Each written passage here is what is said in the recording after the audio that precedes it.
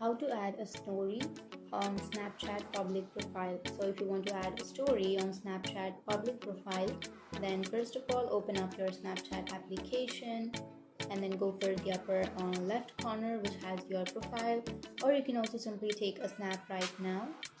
And after taking a snap, now you can simply tap on next, which is on the bottom right, and here you will have my public story on the very first option. You can simply choose that, and then it asks post now. So if you want to post that story, tap on post now, and then tap on the little arrow which is on the bottom right, and you've just posted to my public stories public profile for the first time. My public stories subscribers and other Snapchatters can watch this story.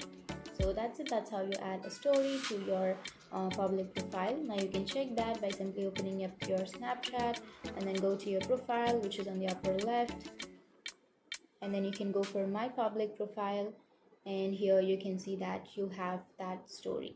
So that's it. That's how you add a story on your Snapchat public profile. And if you have any questions, feel free to comment below. Thanks for watching.